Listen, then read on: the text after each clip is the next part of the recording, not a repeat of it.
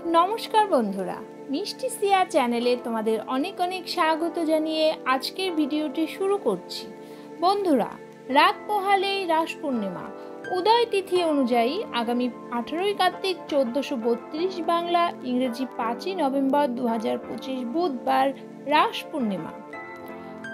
অমৃত যোগ থাকছে দিবা 6টা 47 মিনিটের মধ্যে ও 7টা 30 মিনিট গতে, 8টা 12 মিনিটের মধ্যে ও 10টা 21 মিনিট গতে, 12টা 29 মিনিটের মধ্যে এবং রাত্রি 5টা 40 মিনিট গতে, 6টা 33 মিনিটের মধ্যে ও 8টা 19 মিনিটের গতে, 3টে 24 মিনিটের মধ্যে।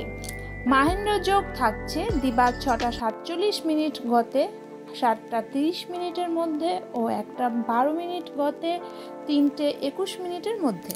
রাস পূর্ণিমার দিন গঙ্গা স্নানে শুভ সময় থাকছে 18ই কার্তিক 1432 বাংলা, ইংরেজি 5ই নভেম্বর 2025 বুধবার সূর্যোদয়ের পর থেকে সকাল 7টার মধ্যে।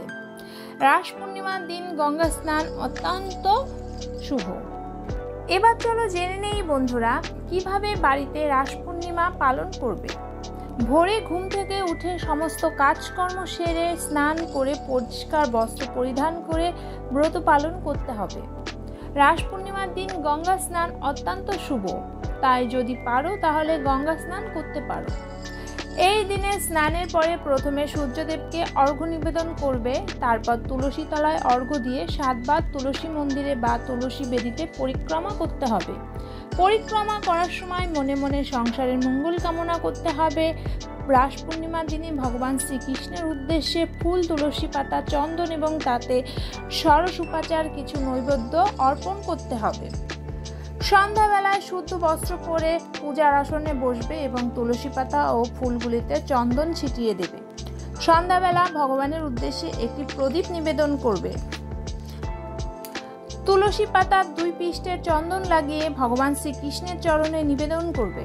চন্দন মিশ্রিত তুলসী পাতা রাধারানীর বুকে বা হাতে নিবেদন করবে। গোপালের চরণেও দিতে হবে চন্দন মেশানো তুলসী পাতা। ভগবানের ছবিতে অথবা মূর্তিতে মালা পরিয়ে দিতে হবে এবং সুগন্ধি ফুল দিয়ে ভগবানকে পুজো করতে হবে।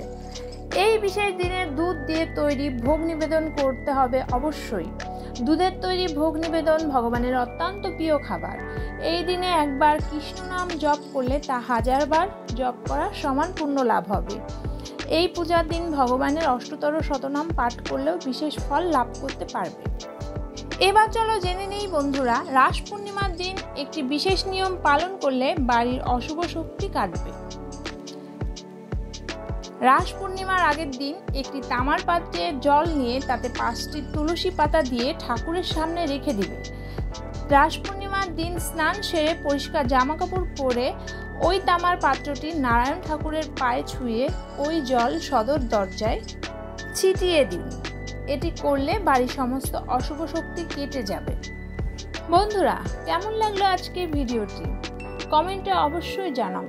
ভিডিওটি ভালো লাগলে লাইক, কমেন্ট, শেয়ার এবং সাবস্ক্রাইব করে পাশে থেকো। রাস পূর্ণিমা সবার খুব ভালো কাটুক। নমস্কার, হরে কৃষ্ণা।